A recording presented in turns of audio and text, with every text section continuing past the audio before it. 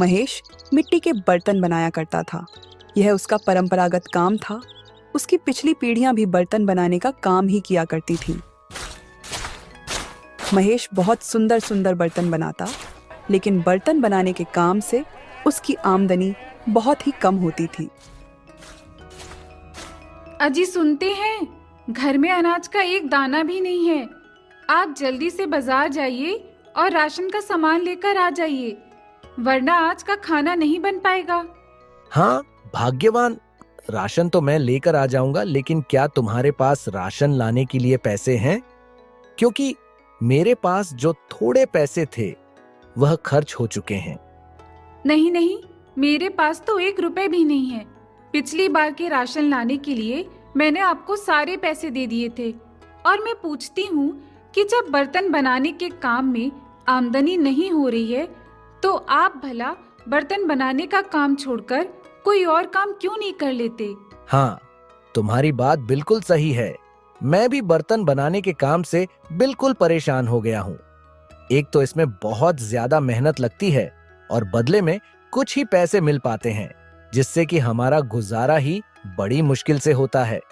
क्या मतलब, ऐसे काम का जो जीने भी ना दे और मरने भी ना दे। हाँ जी, और अब तो ठंड का मौसम भी आने वाला है। पता नहीं तब हम अपना गुजारा कैसे करेंगे। ठंड में तो एक भी बर्तन नहीं दिखते हैं। मुझे तो इस बार की ठंड के लिए चिंता हो रही है। हाँ, तुमने सही कहा।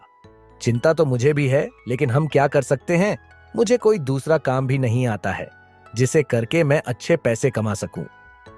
तुम्हारे पास कोई उपाय है तो जल्दी बताओ। महेश की बात सुनकर नीलू कुछ देर सोचने लग जाती है।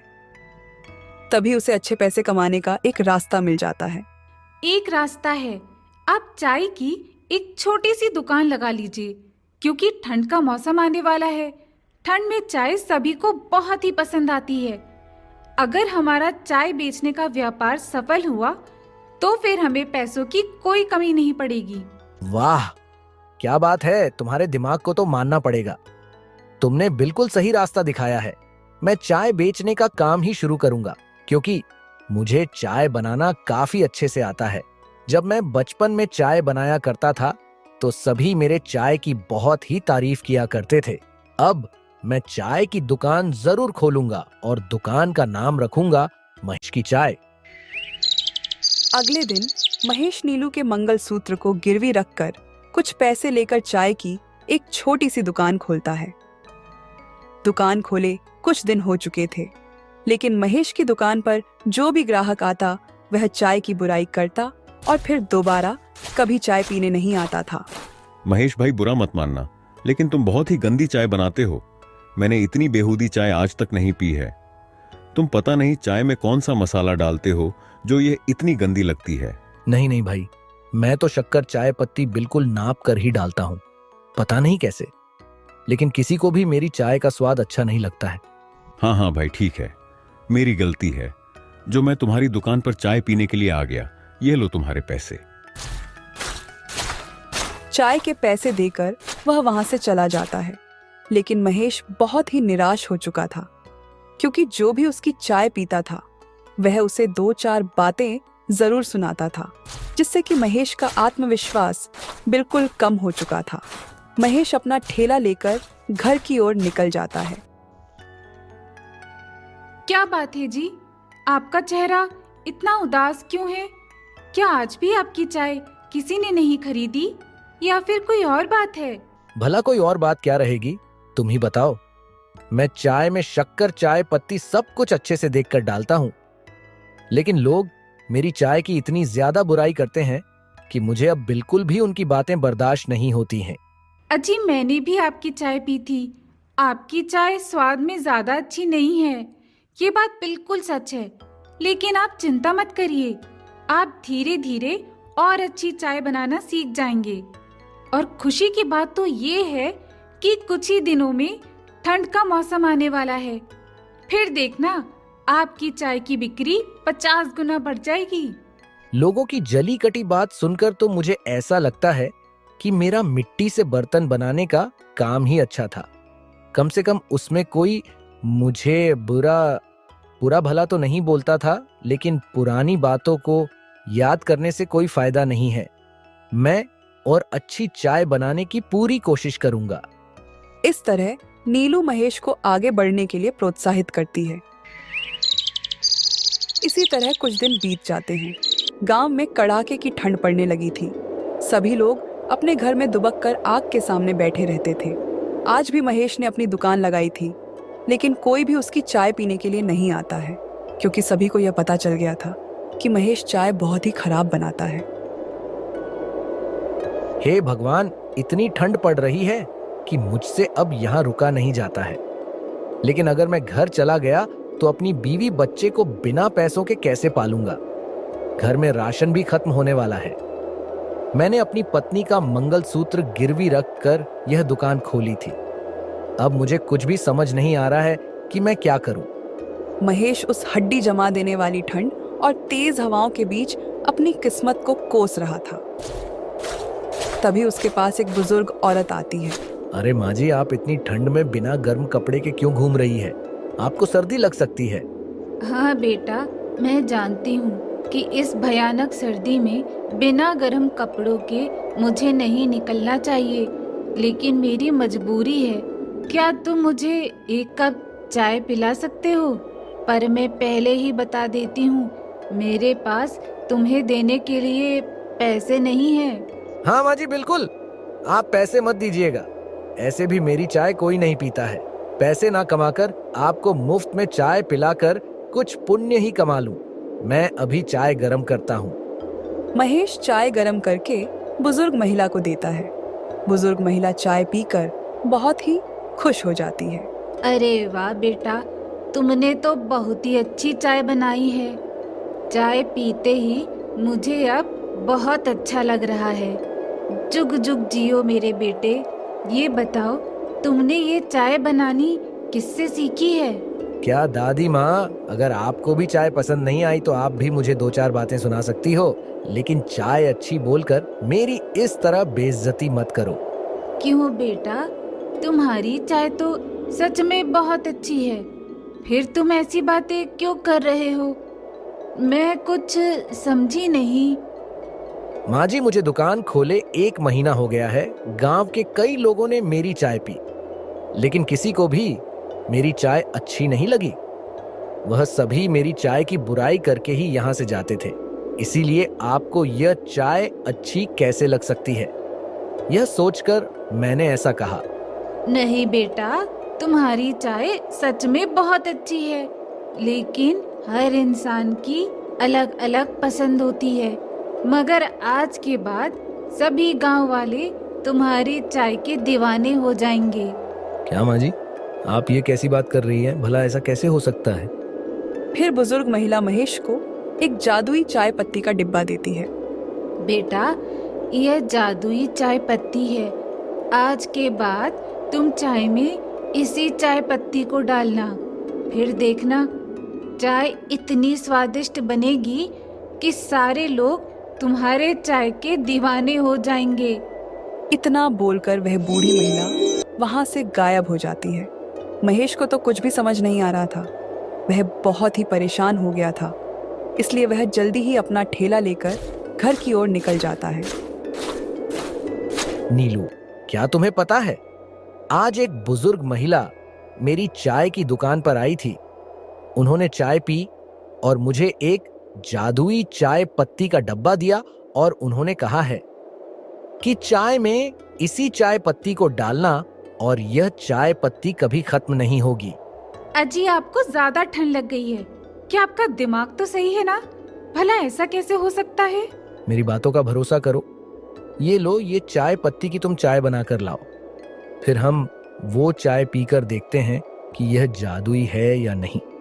फिर नीलू रसोई घर में जाती है और उस चाय पत्ती को डालकर चाय बनाती है। चाय की सुगंध बहुत ही अच्छी आ रही थी। चाय बनने के बाद नीलू और महेश चाय पीते हैं। अजी, आपकी बात तो बिल्कुल सही है। ये चाय पत्ती जादुई है। ये चाय पीकर तो मुझे ऐसा लगता है कि जैसे मैंने अमृत पी लिया हो। लगता है बस इस ठंडी में दिन भर मैं चाय ही पीती रहूं। हाँ नीलू, तुम्हारी बात बिल्कुल सही है। मैंने आज तक इतनी अच्छी चाय नहीं पी। लगता है ऊपर वाले ने हमारी किस्मत बदलने के लिए उस बुजुर्ग महिला को मेरे पास भेजा था। अब मैं कल से इसी चाय पत्ती से चाय बनाया करूंगा। अगले दिन महेश बहुत ही खुश होकर चाय की दुकान लगाता है, क्योंकि उसे उम्मीद थी कि अब उसकी चाय बहुत ही अच्छी बिकेगी। महेश जब चाय बनाता है तो दो लोग चाय की सुगंध से ही उसकी दुकान पर पहुंच जाते हैं। वाह क्या बात है भाई, हम दूसरे गांव जा रहे थे, लेकिन तुम्हारे चाय की सुगंध इतनी सुंदर है कि जब तुम्हारे चाय की सुगंध आई तो हम तुम्हारे दुकान की ओर खींचे चले आए। तुमने बिल्कुल सही कहा। मैं तो बस ये सोच रहा हूँ कि जब चाय की सुगंध इतनी सुंदर है तो भला चाय कितनी अच्छी होगी। भाई तुम जल्दी से चाय दो, मुझसे अब बिल्कुल भी इंतजार नहीं हो पा रहा है। जी भाई साहब, बस चाय बनने ही वाली है, फिर मैं आपको 2 कप चाय देता हूँ। कुछ ही देर में चाय बन जाती है। महेश दोनों को चाय पिलाता है। चाय पीकर दोनों बहुत ही खुश हो जाते हैं। सच कहूं तो भाई, मैंने आज तक ऐसी चाय नहीं पी। तुम्हारे हाथों में तो गजब का जादू है। मुझे 1 कप चाय और दे दो। तुम्हारी चाय तो चाय से ज्यादा अमृत लग रही है। हाँ भाई, तुम इसमें ऐसा क्या डालते हो जो यह चाय अमृत जैसी हो जाती है। बस ऐसा लगता है कि दिन भर तुम्हारी चाय ही पीता रहूं। कुछ खास नहीं भाई साहब, बस जैसे सभी बनाते हैं वैसे ही मैं भी बनाता हूँ। ये तो ऊपर वाले की देन है जो मेरी चाय आपको इतनी अच्छी लग रही है। फिर महेश दोनों को 1-1 कप चाय और देता है। दोनों राहगीर चाय पीकर बहुत ही खुश हो जाते हैं और महेश को थोड़ा ज्यादा पैसे देकर जाते हैं। इसी तरह कई लोग चाय की सुगंध से खींचे चले आते हैं और चाय पीकर महेश की बहुत ही तारीफ करते हैं, जिससे कि महेश बहुत ही खुश हो जाता है और आज उसने काफी अच्छे पैसे कमा लिए थे। जब शाम को महेश अपने घर जाता है तब अपनी पत्नी से कहता है, नीलू, आज मैं बहुत ही खुश हूँ क्योंकि आज चाय बेचकर पूरे 400 रुपए की आमदनी हुई है। सभी को मेरी चाय इतनी अच्छी लग रही थी कि 2-4 कप से कम किसी ने नहीं पी। और तो और कई लोगों ने खुश होकर मुझे कुछ ज्यादा पैसे ही देकर गए। अजी, ये तो बहुत ही खुशी की बात है। लगता है अब हमारी गरीबी के दिन खत्म हो जाएंगे और इस ठंड में हमारा गुजारा बहुत ही अच्छे से हो जाएगा। इसी तरह महेश हर रोज अपनी दुकान लगाता और उसकी दुकान पर धीरे धीरे लोगों की संख्या बढ़ने लग गई थी, जिससे कि उसकी आमदनी और भी अच्छी होने लगी थी। उसने 1 महीने बाद ही चाय के लिए दूध की समस्या को खत्म करने के लिए 2 गाय खरीद ली थी और उनका जीवन स्तर भी बहुत अच्छा हो गया था। उसी गांव में एक जग्गू नाम का व्यक्ति भी रहा करता था, जो कि महेश को इतनी जल्दी मिली इतनी बड़ी सफलता से बहुत ही सोच में पड़ जाता है। मुझे बिल्कुल अच्छे से याद है, महेश ने जब चाय की दुकान खोली थी तो उसकी चाय इतनी खराब थी कि जो भी उसकी चाय एक बार पीता था वह दोबारा भूलकर भी उसकी दुकान पर नहीं जाता था। फिर आखिर महेश ने ऐसा क्या किया जो सभी को उसकी चाय इतनी ज्यादा अच्छी लगने लग गई। हो ना हो कुछ तो गड़बड़ है, मुझे पता लगाना होगा। अगर मुझे वह राज पता लग गया तो मैं भी चाय की दुकान खोलकर इस ठंड में बहुत ही अमीर व्यक्ति बन जाऊंगा। अगले दिन सुबह सुबह जग्गू महेश के घर के बाहर खड़े होकर उनकी सारी बातें सुन रहा था। अजी, आपने वह जादुई चाय पत्ती का डिब्बा कहाँ रख दिया है? इस ठंड में जब तक मैं दिन में 2 बार उस जादुई चाय पत्ती की चाय ना पी लूं, मेरे दिल को सुकून नहीं मिलता है। अरे भाग्यवान, तुम पागल हो क्या? जादुई चाय पत्ती की बात तुम लगता है सारे गांव वालों को बता दोगी। इतनी तेज चिल्लाने की क्या जरूरत है? कहीं किसी ने सुन लिया तो हमें लेने के देने ना पड़ जाए। हाँ हाँ, आपने बिल्कुल सही कहा। मुझे माफ करिएगा, मैं अब से जादुई चाय पत्ती का नाम नहीं लूंगी, सिर्फ चाय पत्ती बोलूंगी। खिड़की से देख रहा जग्गू यह सारी बातें सुन लेता है। अच्छा, तो महेश की चाय इतनी अच्छी बनने के पीछे उस जादुई चाय पत्ती का हाथ है। मैं आज रात वह जादुई चाय पत्ती को चुरा लूंगा और अगले दिन मैं चाय की दुकान लगाऊंगा, फिर सभी मेरी चाय ही पिया कर। किसी तरह रात में जग्गू वह जादुई चाय पत्ती को महेश के घर से चुरा लेता है और अगले दिन अपनी चाय की एक दुकान लगा लेता है। दूसरी ओर जब नीलू और महेश को चाय पत्ती का डब्बा नहीं मिलता है तो वह बहुत ही परेशान हो जाते हैं। अजी, मैंने पूरे घर का चप्पा चप्पा ढूंढ लिया है, लेकिन मुझे यह चाय पत्ती का डिब्बा नहीं मिला। मुझे समझ नहीं आ रहा है कि आखिरकार वो जा कहाँ सकता है। अरे भाग्यवान, मुझे तो लगता है कि तुम्हारी बातें किसी ने सुन ली और वह चाय पत्ती के डब्बे को उसने चुरा लिया। अब हम बर्बाद हो चुके हैं। पता नहीं अब हमारा क्या होगा। मुझे माफ कर दीजिए, मुझसे बहुत बड़ी गलती हो गई। मुझे पता नहीं था कि ऐसा भी कुछ हो सकता है। मैंने ये सब जानबूझकर नहीं किया है। ठीक है, ठीक है। अब रोने से कुछ होने वाला नहीं है। आज मैं दुकान नहीं लगाऊंगा। अब सब कुछ ऊपर वाले पर छोड़ दो। शायद हमारी जिंदगी में इतनी ही खुशियां लिखी थी। आइए आइए, अच्छी और स्वादिष्ट चाय पीजिए। एक बार चाय पिएंगे तो बार बार मेरी ही दुकान पर आएंगे। आज महेश ने दुकान नहीं लगाई थी, इसलिए सभी जग्गू की आवाज सुनकर उसके पास चाय पीने के लिए आ जाते हैं। जग्गू जल्दी जल्दी चाय बनाकर सभी को देता है, लेकिन चाय पीते ही सभी के पेट में दर्द होने लग जाता है। अरे, ये तुमने कैसी चाय बनाई है? तुम्हारी चाय पीते ही मेरे पेट में दर्द होने लगा है। सच सच बताओ कि तुमने चाय में क्या डाला है, वरना मार मार कर मैं तुम्हारी हालत खराब कर दूंगा। हाँ, मेरे भी पेट में दर्द हो रहा है। इसने चाय में कुछ मिलावट की है। इसे यूं ही छोड़ना नहीं चाहिए। सभी के पेट में दर्द होने के कारण वह सभी बहुत ही गुस्से में थे। फिर सभी मिलकर जग्गू की बहुत ही पिटाई करते हैं। चाय पत्ती का डब्बा जग्गू के पास से गायब होकर दोबारा महेश के पास चला जाता है। चाय पत्ती का डब्बा देखकर नीलू और महेश बहुत ही खुश हो जाते हैं और अगले दिन उन्हें जग्गू की सारी बातें पता लग जाती हैं। अब वह लोग चाय पत्ती के डब्बे को बहुत ही संभाल कर रखते थे। गांव में एक छोटे से राज्य का राजा पृथ्वीराज और रानी मेघा का शासन था। राजा पृथ्वीराज जितना साहसी और न्यायप्रिय था, रानी मेघा उतनी ही सुंदर और दयालु थी। उनके राज्य में सुख शांति की कोई कमी नहीं थी। उनका राज्य शांति से चल रहा था, लेकिन उनकी कोई भी संतान नहीं थी। यह बात राजा और रानी को हमेशा दुखी करती थी। एक दिन रानी मेघा का महल में बिल्कुल भी मन नहीं लग रहा था, इसलिए उन्होंने राज्य का भ्रमण करने का निश्चय किया और राजा के दरबार में पहुंचकर राजा से कहती हैं, महाराज, मुझे आज महल में बहुत ही घुटन सी हो रही है, इसलिए मैं राज्य में घूमने के लिए जाना चाहती हूँ। कृपया कर आप मुझे जाने की आज्ञा दें। हम तुम्हारी उदासी और अकेलेपन का कारण जानते हैं। तुम राज्य में घूमने के लिए जा सकती हो, लेकिन अपने साथ 2 सैनिकों को भी लेकर जाना। राजा से आज्ञा लेकर रानी अपने 2 सैनिकों के साथ पैदल ही राज्य के भ्रमण के लिए निकल जाती है। वे पहले नदी, तालाब, सुंदर सुंदर फूल देखती हैं, जिसे देखकर उन्हें काफी खुशी होती है। इसके बाद रानी राज्य के लोगों से मिलने के लिए चली जाती है। रानी राज्य का भ्रमण कर ही रही थी, तभी उन्हें सरपंच मिल जाता है। महारानी की जय हो। क्या बात है महारानी, क्या हमसे कोई गलती हो गई है जो आप खुद राज्य में आई है? आप आज्ञा कर देती, हम तुरंत ही महल आ जाते। नहीं नहीं सरपंच जी, आज मेरा महल में बिल्कुल भी मन नहीं लग रहा था, इसलिए मैंने सोचा कि राज्य के दौरे पर निकल आऊं और राज्य के नागरिकों से उनके हाल चाल पूछ लूं।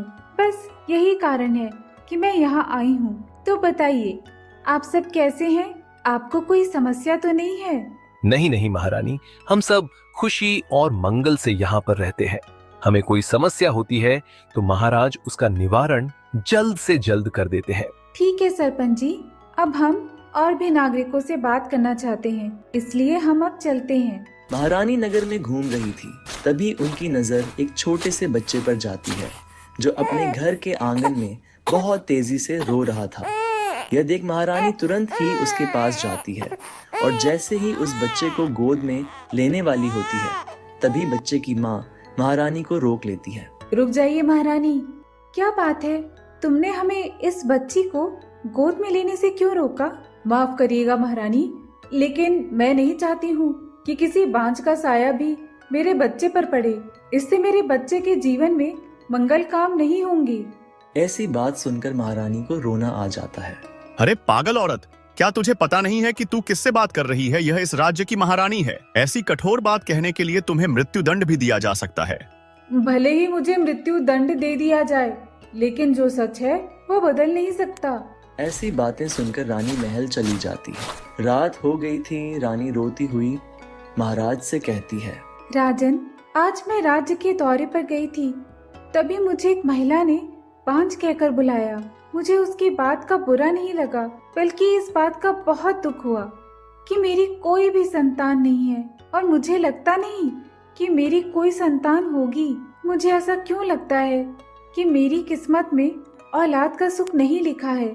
मेरे हाथ जोड़कर आपसे विनती है महाराज कि आप दूसरा विवाह कर लें, ताकि आपको अपने राज्य का अगला वारिस मिल सके। रानी मेघा, आप चिंता ना करें, हमें औलाद का सुख जरूर प्राप्त होगा।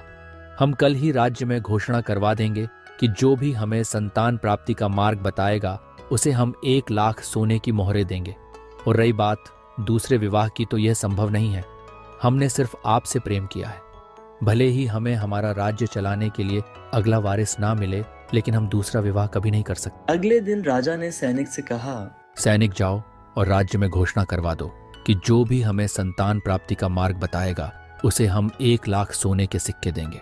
जैसी आज्ञा महाराज। मैं अभी नगर में जाता हूँ और सभी को सूचित करता हूँ। सैनिक राज्य में जाता है और सभी को बरगद के पेड़ के नीचे बुलाता है। सुनो सुनो, सभी नगरवासी ध्यान से सुनो। जैसा कि हम सब जानते हैं कि राजा पृथ्वीराज की कोई भी संतान नहीं है और उन्हें संतान प्राप्ति की इच्छा है। इसलिए महाराज का यह आदेश है कि जो भी व्यक्ति उन्हें संतान प्राप्ति का मार्ग बताएगा वह उसे 1 लाख सोने के सिक्के देंगे। सारे नगर में यह बात आग की तरह फैल जाती है। कुछ दिन बीत जाते हैं, लेकिन कोई भी राजा की इस समस्या का समाधान नहीं कर पाता। एक दिन राज्य में एक साधु आते हैं। साधु बहुत ही तेजस्वी और चमत्कारी शक्तियों वाले थे। वह जंगल में ही एक पत्थर के ऊपर बैठकर अपनी तपस्या कर रहे। महाराज की जय हो। बताओ मंत्री, क्या समाचार लाए हो? क्या कोई व्यक्ति मिला जो हमारी इस समस्या को समाधान करने में सक्षम हो? माफ करिए महाराज, लेकिन ऐसा कोई भी समाधान हमें अभी तक नहीं मिला है। लेकिन हमारे राज्य में एक साधु महाराज आए हैं। लोगों से सुना है कि वह बहुत ही तेजस्वी और चमत्कारी शक्तियों वाले हैं। मैं बस ये कहने आया हूँ महाराज कि आपको भी उनके पास अपनी मनोकामना लेकर जाना चाहिए। नहीं, पहले तुम कुछ सैनिकों के साथ साधु महाराज के पास जाओ और निश्चित करो कि वह साधु ही है या कोई जादूगर या फिर कोई बहरूपिया है। जैसी आज्ञा महाराज, मैं अभी जाता हूँ। मंत्री अपने साथ कुछ सैनिकों को लेकर जंगल की ओर निकल जाता है। जंगल में कुछ दूर चलने के बाद उसे साधु महाराज दिखाई देते हैं। वह उनके पास जाता है। हे साधु महाराज, आप तो अंतर्यामी हैं। हमारे राज्य में सुख शांति की कोई कमी नहीं है, लेकिन हमारे राज्य के महाराज पृथ्वीराज की कोई भी संतान नहीं है। महाराज ने बहुत व्रत किए, यज्ञ कराए, लेकिन कोई भी परिणाम नहीं निकला। कृपा करके आप इस समस्या का कोई हल निकालें। इस समस्या का हल है, लेकिन मुझे महाराज से मिलना है। हाँ साधु महाराज, आप हमारे साथ महल चलें। साधु महल में साथ चलने को तैयार हो जाता है। सभी महल की ओर निकल जाते हैं। कुछ देर बाद सभी महल में पहुंचते हैं। आप यहाँ पर कुछ देर प्रतीक्षा करें, मैं महाराज से आज्ञा लेकर आपको जल्द ही महाराज से मिलाता हूँ। मंत्री राजा के पास जाता है और राजा को सारी बातें बताता है। राजा साधु को अपने कमरे में बुलाने का आदेश देते हैं। फिर मंत्री साधु को राजा के पास ले जाता है। आपका स्वागत है साधु महाराज। तो बताइए, इस समस्या का समाधान क्या है? मैं यह जानने के लिए बहुत ही उत्सुक हूँ। महाराज, मैं आपसे अकेले में मिलना इसलिए चाहता था क्योंकि इस समस्या का समाधान बहुत ही कठिन है। फिर भी मैंने सोचा कि आपको एक बार बता दूं। आप चिंता मत करिए साधु महाराज, आप सिर्फ इस समस्या का समाधान बताइए। मैं हर चुनौती का सामना करने के लिए तैयार हूँ। तो ठीक है, सुनो। इस समस्या के समाधान के लिए आपको मानसरोवर पहाड़ी के पीछे एक गुफा है जिसमें छोटा सा कुंड है। अगर उस कुंड का जल महारानी को पिलाया जाए तो आपको पुत्र रत्न की प्राप्ति होगी। ठीक है साधु महाराज, तो मैं अभी अपने सैनिकों को भेजकर वह पानी मंगवा लेता हूँ। नहीं राजन, मैंने पहले ही बताया था कि यह बहुत ही कठिन है। जिसकी इच्छा होती है उसी को वह जल लेने जाना होता है। लेकिन गुफा के बाहर 3 चुनौतियां आपको मिलेंगी। पहली चुनौती, जहां एक बहुत ही सुंदर स्त्री आपसे विवाह करने के लिए कहेगी। वह इतनी सुंदर है कि कोई भी उसकी सुंदरता पर मोहित हो जाता है और अपना लक्ष्य भूलकर उसी माया में फंसकर रह जाता है। अगर कोई पहली चुनौती पार कर लेता है तो थोड़ी ही दूर पर उसे बहुत सारा खजाना, सोना, चांदी, हीरा मोती इत्यादि दिखता है, धन की चमक व्यक्ति के मन में लालच पैदा कर देती है और जो भी उस धन को पाने की कोशिश करता है वह माया में विलुप्त हो जाता है।